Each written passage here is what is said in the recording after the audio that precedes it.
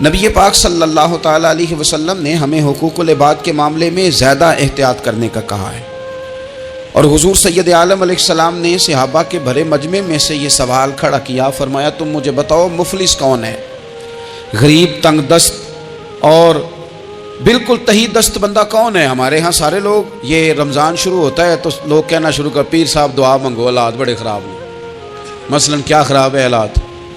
شامی روٹی نہیں لبدی، حالات صرف یہ خراب ہیں کہ پڑوسی نے پجارو لے لی اور مجھے نہیں ملی، اتنے ہی حالات خراب ہیں، اس سے زیادہ تو نہیں۔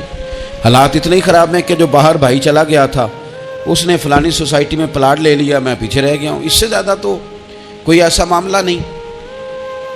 تو کتنے سارے لوگ ہیں جو اس بات کا اظہار کرتے ہیں۔ پھر میں نے یہ دیکھا ہے کہ بلا وجہ کے بعد لوگ شکوے کرتے ہیں، دیکھو جی میرا بھائی ہے، میرا دوست ہے، میرا رشتہ دار ہے، پڑوسی ہے، تو اس نے گاڑی بدل لیا ہے، موبائل بدل لیا ہے، فلانی چیز اس نے لے لیا، میرا خیال نہیں رکھا۔ بھئی مثلا آپ کا کیا خیال رکھنا چاہیے تھا؟ نہیں، اس نے موبائل لیا ہے 3 لاکھ کا، تو آپ کا خیال ہے کہ میرا یہ خیال رکھتا کہ 1.5 کا مجھے لے دیتا، 1.5 کا وہ یہ لے لیتا۔ یہ مطالبہ غلط ہے شریعت میں۔ آپ کے جو ذمے، اس کی ذمہ داریاں جہاں تک بنتی ہیں وہاں تک تو وہ ادا کرے گا۔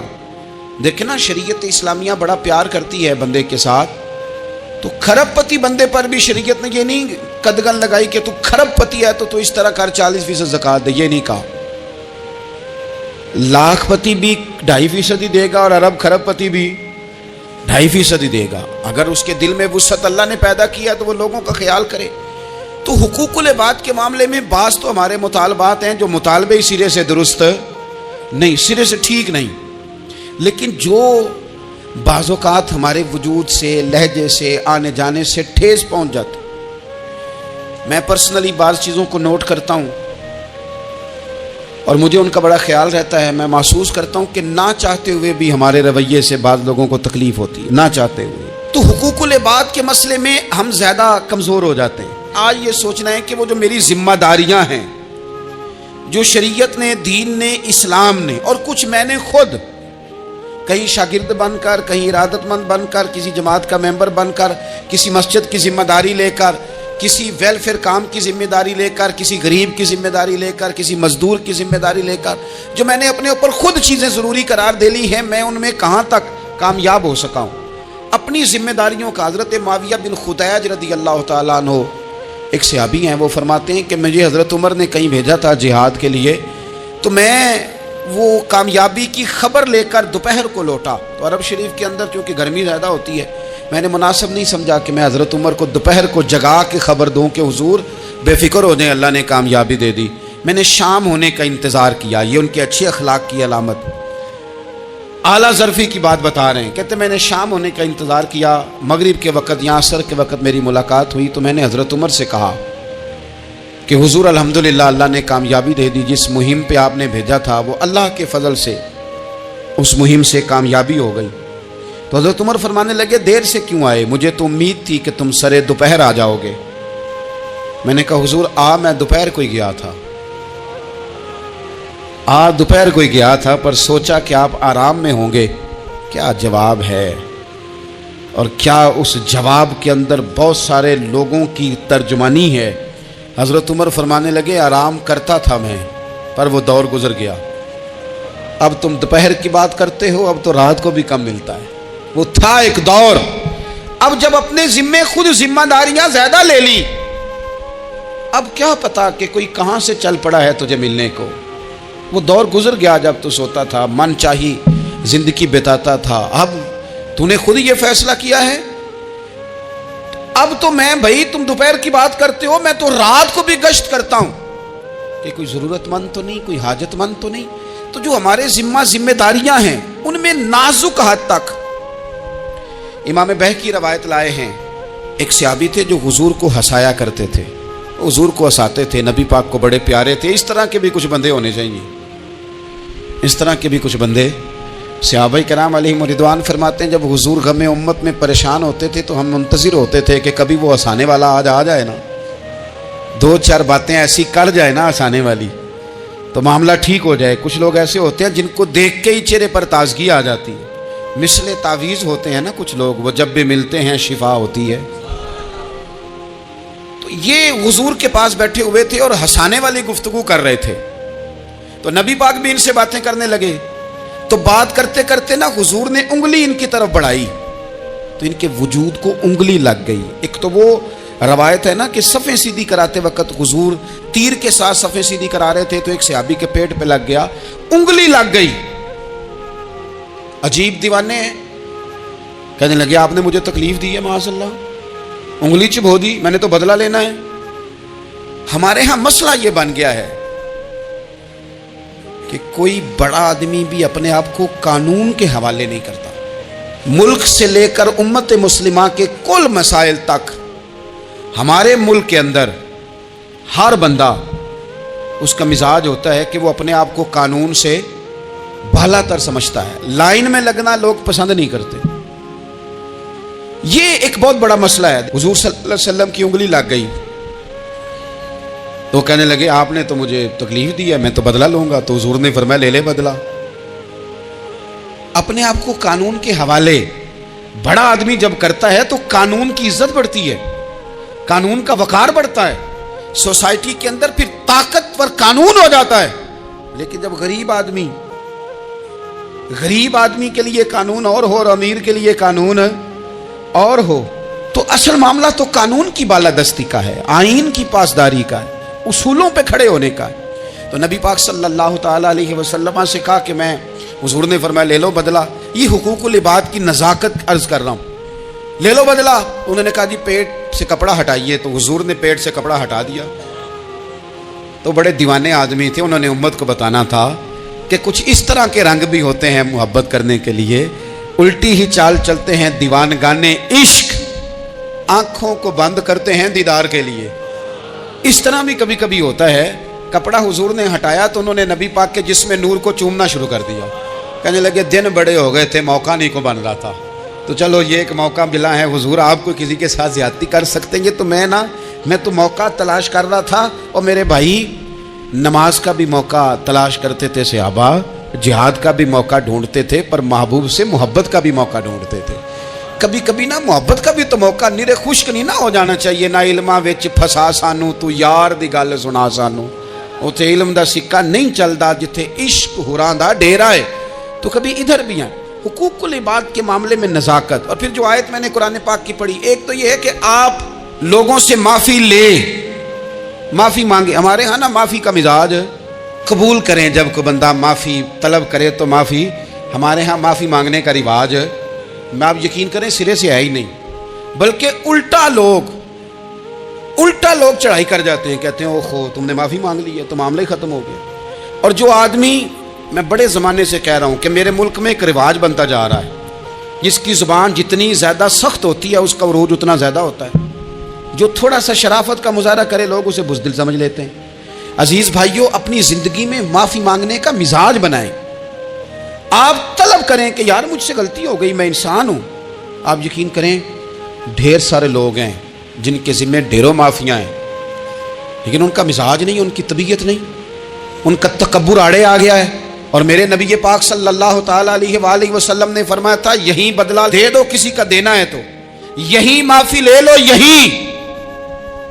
ورنہ فرمایا یاد رکھنا قیامت کے دن تو اس طرح ہوگا کہ اگر سینگ والی بکری نے بغیر سینگ والی بکری کو مارا ہوگا، اسے بھی قیامت میں بدلہ دینا پڑے گا۔ یہی معافی تلافی لے لو، یہی۔ تو ہمارے ہاں مزاج نہیں، مزاج بنائیں نا آپ، معافی کا مزاج بنائیں۔ رسمی ویسے معافیاں مانگتے ہیں، آج پہ جا رہا ہوں بھائی اگر کوئی ہو گئی تو معاف کر دینا، یہ تو رسم ہے، تو بڑی دنیا ادا کرتی۔ آپ کو پتہ ہے کہاں آپ کو معافی لینی ہے، تو جہاں جہاں اس طرح کے معاملات ہیں وہاں آپ کلیئر کریں۔ صحیح بخاری میں حدیث ہے حضرت ابو ذر غفاری سے، جب کسی نے کہا کہ آپ نے اسی طرح کے کپڑے خود پہنے ہیں جس طرح کہ آپ کے غلام نے پہنے، یہ کیا معاملہ ہے؟ تو فرمانے لگے، اعلانیہ خود بتانے لگے، فرمانے لگے مجھ سے ایک دفعہ غلطی ہو گئی تھی، میں نے ایک غلام کو جھڑک دیا تھا، تو نبی پاک نے مجھے تنبیہ فرمائی، تو میں نے اس غلام سے معافی بھی مانگی، اور اس دن سے لے کر آج تک میں جس طرح کا خود لباس پہنتا ہوں اسی طرح کا اپنے غلام کو پہناتا ہوں۔ تو وہ خود بیان کر رہے ہیں، وہ لوگ اظہار کر رہے ہیں کہ ہم نے یہاں نبی پاک علیہ الصلوۃ والسلام کے تنبیہ کرنے پر ہم نے اپنے غلام سے، خادم سے یا کسی غلام سے معافی مانگی۔ تو معافی مانگنے سے بندے کا قد کبھی چھوٹا ہوتا ہے؟ میرے نبی پاک علیہ السلام نے فرمایا جو معافی مانگ لے اللہ تو اس کی عزت میں اضافہ کر دیا کرتا ہے. تو اس لیے ایک تو جہاں یہ معاملہ ہے وہاں، اور دوسری جو آیت میں نے تلاوت کی اس میں اللہ کہتا ہے کہ غصہ پی بھی جاؤ، معافی مانگو بھی اور معاف کر بھی دو.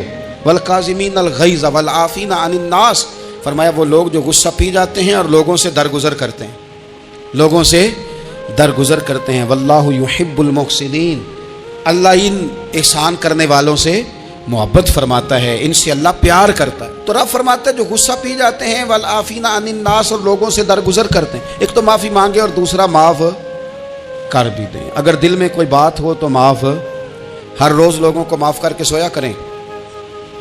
پہلے تو اس طرح کا کوئی کام ہی نہ کریں. ایک شخص نے جملہ کہا تھا، لکھا تھا، کمال لکھا تھا، اس نے کہا تھا کبھی ایسا کوئی کام نہ کرنا کہ کوئی تمہاری وجہ سے جا کے رب کے سامنے رونا شروع کر دے. ایسا کوئی کام نہ کرنا کہ کوئی بندہ تمہاری شکایتیں اللہ رسول کو لگائے. اس طرح کا کبھی کام نہ کرے کہ وہ تڑپ اٹھے اور کہے اب تمہارا شکوہ میں نے وہیں کرنا ہے. کچھ لوگوں کی شکایتیں کرنی پڑتی ہیں اللہ رسول کی بارگاہ میں بھی، اپنے مشائخ کی بارگاہ میں کر دیتے ہیں. بعض اوقات انسان وہ بے بسی کے عالم میں کرے یا بہت زیادہ تکلیف اسے سہنی پڑے تو تب کرے، ہو جاتا ہے. تو ایک تو ایسا کریں نا، اور کوشش کریں لوگوں کو معاف کر دیں، اپنے دل سے چیزیں نکال دیں. دو لوگ بیٹھے تھے نا حرم مکہ میں، ایک صاحب کہہ رہے تھے کہ میرے اوپر بدر میں جو قتل ہو گئے کفار، ان کا ذکر چل رہا تھا، تو دونوں گفتگو کر رہے تھے بدر میں ہمارے اتنے لوگ مسلمانوں نے مار دیے. تو ایک ان میں کہنے لگے کہ اگر میرے اوپر قرض نہ ہوتا اور میرے چھوٹے چھوٹے بچے نہ ہوتے تو میں تو تلوار لے کے جاتا اور مدینہ شریف جا کے معاذ اللہ بدلہ لے آتا. دوسرا کہنے لگا میں دیتا ہوں نا تیرے بچوں کا خرچہ بھی اور میں تیرا قرضہ بھی اتارتا ہوں، تو جا. اس نے کہا پکی بات ہے؟ کہا ہاں، قرضہ بھی میں اتار دوں گا، تیرے بچوں کا خرچ بھی اٹھاؤں گا، تو جا. اس نے خنجر تیار کیا، تلوار تیار کی، گھوڑے پہ بیٹھا، گلے میں وہ تلوار اس نے اپنے ڈالی اور مدینہ شریف آ گیا. اتفاق کی بات یہ کہ ملاقات حضرت عمر سے ہوئی. جناب عمر کہنے لگے مجھے تیری نیت ٹھیک نہیں لگتی. پکڑا کدھر آئے ہو؟ کہنے لگا میں تو بدر کے قیدیوں کے بارے میں بات کرنے آیا. فرمایا تلوار لے کے چل تجھے حضور کے پاس لے کے جاتا ہوں. نبی کریم کی بارگاہ میں لے گئے تو حضور فرمانے لگے کیسے آئے ہو، کیسے آنا ہوا؟ کہنے لگے جی میں تو بدر کے جو قیدی آپ کے پاس ہیں ان کی بات کرنے آیا تھا. تو حضور فرمانے لگے چل پھر باقی کی میں سناؤں. خیال آیا مسلمان نیک و بد پہچان جاتے ہیں، محمد آدمی کے دل کی باتیں جان جاتے ہیں صلی اللہ تعالی علیہ وسلم. فرمایا میں سناؤں؟ حضور کیا؟ فرمایا تم اور فلاں بن فلاں وہاں بیٹھے ہوئے تھے نا حرم مکہ میں فلاں پہاڑ کے ساتھ ٹیک لگا کے، اور تم نے یہ کہا تھا نا کہ قرضہ نہ ہوتا، بچے چھوٹے نہ ہوتے تو بدر کے مقتولین کا میں بدلہ لیتا. یہ سارا کچھ طے کر کے پھر آئے ہو تلوار لے کے، اور یہاں کہتے ہو میں قیدیوں کے بارے میں بات کرنے آیا تھا. اس کے تو پسینے چھوٹ گئے، وہ تو بے حال ہو گیا. اس نے کہا اس کا تو سوائے اس کے اور میرے کسی کو نہیں پتا، اگر آپ کو پتا چل گیا ہے تو پھر آپ اللہ کے سچے رسول ہیں. تو حضور اگر آپ کو پتا چل گیا ہے کہ میں قتل کرنے کے ارادے سے آیا ہوں، میں معاذ اللہ بدلہ لینے آیا ہوں، اللہ کرے آپ کو سمجھ آئے میری بات کی. یعنی ایک تو یہ ہے کہ بندہ وہ پکڑا گیا ہے، اور ایک یہ کہ کسی کو پتا چل گیا ہے کہ یہ اس کام آیا ہے. پھر لوگ جب معافی دیتے ہیں تو بڑی کہانیاں سنا کے دیتے ہیں، ایسے نہیں دیتے. حضور اب آپ کو پتا چل گیا ہے تو کیا کریں گے؟ تو حضور فرمانے لگے تو بتانا تیرے ساتھ کیا کریں. اس نے کہا کہ میں نے سنا ہے آپ معاف بڑا کر دیتے ہیں. یعنی یہ گھر سے کوئی پیار کرنے نہیں آیا، پھولوں کا گلدستہ لے کے نہیں آیا، تلوار لے کے آیا، لیکن یہ میرے محبوب کا حوصلہ ہے. اور آیا بھی عین مسلمانوں کے بیچ ہے، جو چاہیں اس کے ساتھ کر سکتے ہیں. اس نے کہا معاف کر دیں، تو حضور نے فرمایا جا میں نے معاف کیا. حضور نے معاف کیا. وہ کہتا حضور معاف کر رہے تھے اور رب میرے دل میں ایمان کو تازگی عطا فرما رہا تھا. حضور نے معاف کیا اور میں نے کلمہ پڑھنا شروع کر دیا. ہم معافی نہیں دیتے، کبھی کبھی صلح تو کر لیتے ہیں، صلح ہو جاتی ہے، پنچایت میں صلح ہو گئی، پھر لڑائی ہوئی، پھر بات شروع سے شروع ہو گئی کیونکہ ہم نے معافی، پھر وہ بات شروع ہو گئی 1955 سے. تو وہ بھی آکھیا سی، تو اے بھی کیتا سی، وہ بننے والی گل یاد ہی، او بس کر یار، کچھ بھولے بھی تو. بچے پتہ کیوں خوش رہتے ہیں؟ آپ کو پتہ ہے بچے کیوں خوش رہتے ہیں؟ بچوں کو بات بھول جاتی ہے. اس لیے بچے، اماں نے ادھر 2 تھپڑ مارے 3-4 منٹ پہلے، اور اگلے 5 منٹ میں اماں نے پھر ماتھے کا بوسہ لیا تو بھول گئی بات. اللہ کرے کوئی تھوڑے تھوڑے بچے بھی بن جائیں. یہ جو بہتے سیانے ہیں نا ان کا بھی اللہ ہی حافظ ہے. عقل زیادہ آ گئی ہے نا. اس لیے اقبال جیسے لوگوں نے کہا تھا خرد کی گتھیاں سلجھا چکا ہوں, یا رب مجھے صاحب جنوں کر دے, صاحب جنوں کر دے, صاحب اللہ کچھ تھوڑا سا مجھے مجنون بھی بنا. یہ زیادہ عقل تو کسی کام کی رہی نہیں, پاگل کر دی, پاگل کر دی. بہت سارے لوگ ایسے ہیں زیادہ سمجھدار ہوتے ہیں, لہذا معافی دینے کو تیار ہے. معافی دیں. جب کوئی معافی کا مطالبہ کرے تو اسے معافی. سب سے مشکل کام ہوتا ہے لمبی لسٹ والے دشمن کو معاف کرنا. لسٹ جس کی لمبی ہو نا غلطیوں کی, ایک آدھ غلطی تو معافی ہو جاتی ہے. کچھ لوگوں کی لسٹ بھی بڑے کچھ عادی مجرم بھی ہوتے ہیں, لسٹ لمبی ہوتی ہے, ان کو معافی دینا بھی تھوڑا سا مشکل ہوتا ہے. لیکن کمال بھی یہ ہے کہ جس کی لسٹ لمبی ہو اسے یک جنبش قلم بندہ معاف کر دے. کو چھٹی ہو گئی, جا تجھے معاف کیا. اور یہ ہمیں کیوں کرنا چاہیے کہ میرا رب بھی ایسے کرتا ہے, میرا رب بھی ایسے, وہ گنواتا تو نہیں نا, یہ بھی کیا, یہ بھی کیا, یہ بھی کیا. حضور فرماتے ہیں, ذرا سننا حدیث, حضور فرماتے ہیں کچھ لوگوں پہ اللہ کرم کی چادر ڈال کے نا قیامت والے دن, یہاں بھی اس نے پردہ رکھا تھا تو وہاں بھی کرم کی چادر ان پہ ڈلے گی. تو اللہ فرمائے گا یہ گناہ کیے تو چھوٹے چھوٹے گناہ اس کے گنوائے جائیں گے. یہ اب وہ ڈرے گا, چونکہ پتہ تے سارا ہے نا سردار نو کیتیاں دا. اب وہ ڈرے گا, چھوٹے چھوٹے گناہ اس کے گنو, تو اس کا خیال ہے بڑے بڑے بھی نہ سامنے آ جائیں. چھوٹی چھوٹی غلطیاں اس کی گنوائی جا رہی ہیں, تو ڈر رہا ہے, کانپ رہا ہے. قربان جائیں نبی پاک کے لفظوں پہ. کچھ گلاں اجیاں نے قرآن پاک اجیاں نے, یہ نا میری دادی کہا کرتی تھی, میری اماں کہا کرتی تھی, اے کچھ کام اجائے نے, کچھ گلاں اجیاں نے کہ اتنے دل کردہ ہے صفحہ بند ہو جانا ہے تو معافی ہو جانی ہے, یعنی ختم ہے یہ بات, اس سے آگے کسی نے سوال پوچھنا ہی نہیں. چھوٹے چھوٹے گناہوں کا اللہ تذکرہ فرمائیں, یہ کیا, یہ کیا, یہ کیا, یا اللہ ہو گیا. اب بندہ ڈر رہا ہے کہ بڑے بڑے بھی سامنے آ جائیں گے, لیکن چھوٹے گناہوں پہ ہی فل سٹاپ لگا کے نا, تو رب فرمائے گا یہ جو تیرے گناہ ہیں نا اس کے بدلے تجھے نیکیاں دی جا رہی ہیں. تو نے سچی توبہ کی تھی تو ان گناہوں کو بدل کے نیکیاں بنایا جا رہی ہیں. پہلے ڈر رہا تھا, حضور فرماتے ہیں, اب فٹافٹ بول پڑا, کہنے لگا یا اللہ میں نے تو بڑے بڑے بھی کیے ہیں. یعنی اگر چھوٹوں کی نیکیاں بن گئی ہے تو وہ پاپ کدھر ہیں, بڑے بڑے وہ میرے کدھر ہیں. کریم یہ بات کر رہے ہیں اور صحابہ رو رہے ہیں, میں نے تو بڑے بڑے بھی کیے ہیں, بڑے بڑے کدھر ہیں. اللہ تعالیٰ بندوں کو معاف فرماتا ہے, رب اپنے بندوں کو وہ معاف کرتا ہے.